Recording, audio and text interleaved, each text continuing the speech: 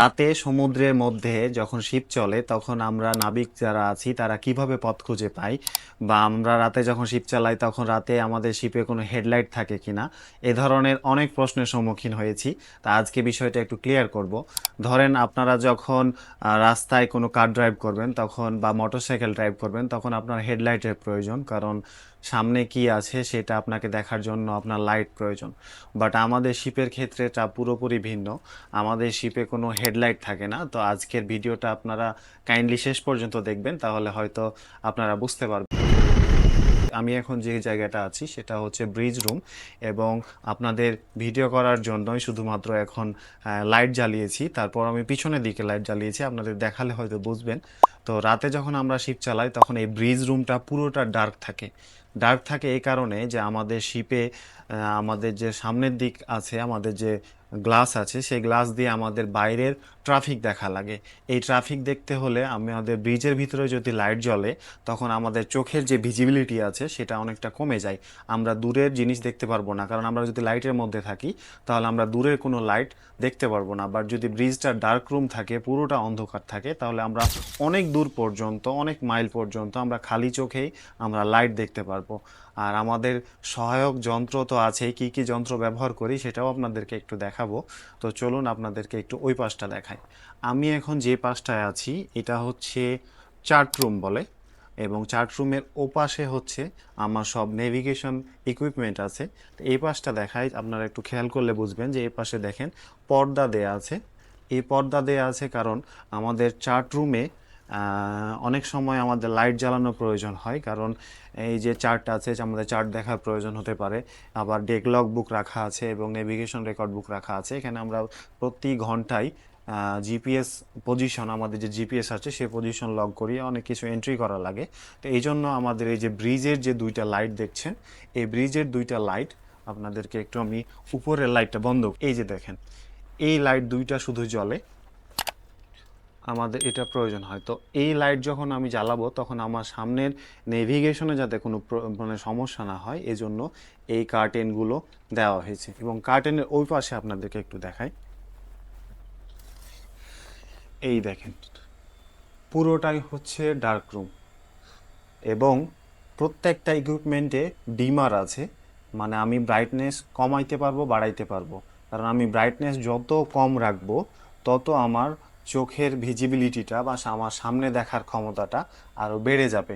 এজন্য শিপের প্রত্যেকটা ইকুইপমেন্ট, মানে আই মিন ব্রিজের ইকুইপমেন্টগুলো খুবই লো ব্রাইটে রাখা হয়, যাতে আমার এই কম্পিউটারের দিকে দেখলে বা আমার একডিস বা আমার যে যন্ত্রগুলো আছে সেই যন্ত্রগুলোর দিকে আমি তাকালে যাতে আমার চোখের সামনের দিকে ভিজিবিলিটিটা কোনো সমস্যা না হয়।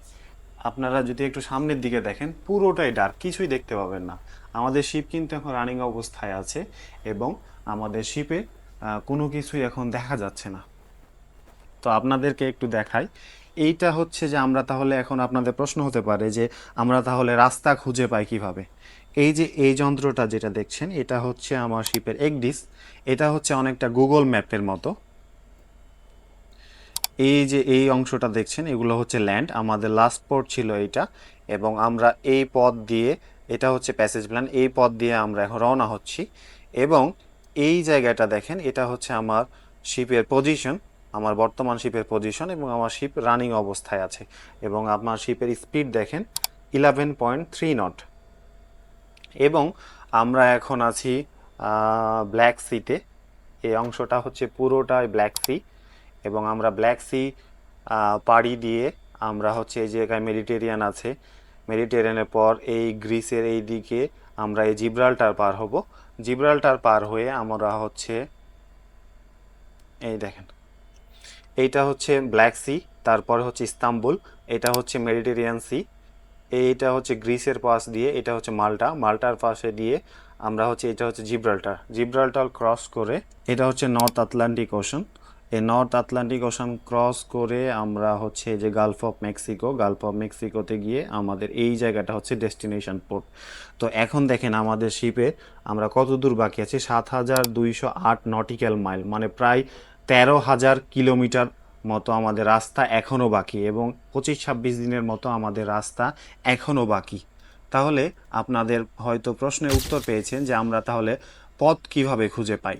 তো আমরা এই যে এগডিস এখানে একটা এবং এই পাশে আর একটা, এই দুইটা এগডিস দিয়ে আমরা হচ্ছে পথ খুঁজে পেলাম।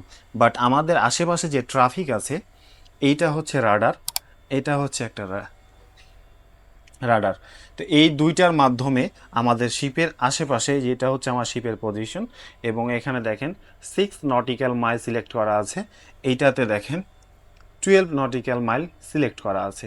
তো এইটা 12 নটিক্যাল মাইলের মধ্যে যদি কোনো আমার টার্গেট থাকে, কোনো শিপ থাকে বা কেউ কোনো দিকে আসে, ট্রাফিক থাকে, তাহলে আমার এই ডিসপ্লেতে শো করবে। এবং 6 নটিক্যাল মাইলের মধ্যে যদি কোনো থাকে তাহলে এটা হচ্ছে যে এখানে ডিসপ্লেতে শো করবে। এটা আবার কমানো বাড়ানো যায়, আমি চাইলে এটা 12 করতে পারি, আবার 24 নটিক্যাল মাইল করতে পারি, আবার 48 নটিক্যাল মাইল করতে পারি, আবার 96 নটিক্যাল মাইল পর্যন্ত আমি বাড়াতে পারি। এই যে এখন দেখেন আমি 96 নটিক্যাল মাইল যখন দিয়েছি তখন হিউজ একটা জায়গা, এবং এই যে এইগুলো দেখেন, এগুলো এক একটা কিন্তু ট্রাফিক বা টার্গেট, এখানে একটা আছে, এখানে একটা আছে, এখানে একটা আছে, এখানে একটা আছে।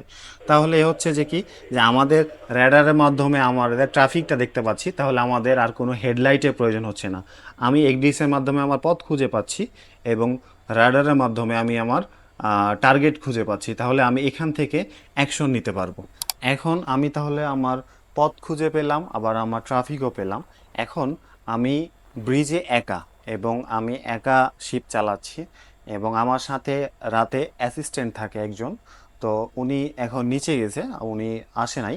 তো উনি আমার হেল্প করে কি, যে ভিজুয়ালি আমার শিপের যে সামনের অংশটা আছে সেই সামনের অংশ থেকে যে গ্লাস দেখতে পাচ্ছেন, এই ভিজুয়ালি সে সামনের দিকে লাইট দেখে। কারণ আমাদের শিপের একটু বাইরের দিকে একটা আপনাকে একটু দেখাই, পুরোপুরি ডার্ক দেখেন, এবং আমাদের শিপে একটা উপরে লাইট জ্বলতেছে, এটা হচ্ছে নেভিগেশন লাইট। এইরকম কিছু সাংকেতিক লাইট থাকে, যে এইটা দেখে আমরা বুঝতে পারি যে শিপটা কতটুকু লম্বা, কোন দিকে যাচ্ছে। আমাদের স্টারবোর্ড সাইড মানে আমাদের ডান দিকের একটা লাইট আছে, এবং পোর্ট সাইড বাম দিকের লাইট আছে, ডান দিকেরটা গ্রিন, বাম দিকেরটা রেড। তো আমরা এই সাংকেতিক লাইট দিয়ে আমরা বুঝতে পারি যে শিপটা কোন দিকে মুভ করছে। তো আমার সেটা দেখার জন্য আমার শিপের যে সামনের অংশটা আছে সেটা পুরোপুরি ডার্ক করে রাখা হয়, তা না হলে আমরা দূর থেকে সে লাইটগুলো দেখতে পারবো না। তো আর আমার শিপ যে চলতেছে, তাহলে কি আমার কারের মতো ড্রাইভ করা লাগে, এটা আপনাদের মনে প্রশ্ন হয়েছিল। তো দেখেন, এটা হচ্ছে শিপের স্টিয়ারিং, এটা হচ্ছে শিপের স্টিয়ারিং, ঠিক কারের মতোই। বাট এখানে দেখেন দুইটা ফাংশন আছে, একটা হচ্ছে অটো মোড, একটা হচ্ছে হ্যান্ড মোড। যখন আমাদের শিপ হেভি ট্রাফিকে থাকে, মানে আশেপাশে অনেক ট্রাফিক বা ন্যারো চ্যানেল বা আশেপাশে ল্যান্ড আছে, তখন আমাদের এটা হ্যান্ডে দেওয়া থাকে, এবং হ্যান্ডে দিলে তখন এটা হচ্ছে ডানে নিতে চাইলে ডানে, বামে নিতে চাইলে বামে, মাঝামাঝি নিতে চাইলে এটা হচ্ছে জিরো। তো এইটা তখন আমার হ্যান্ডে হিসেবে কাজ করবে।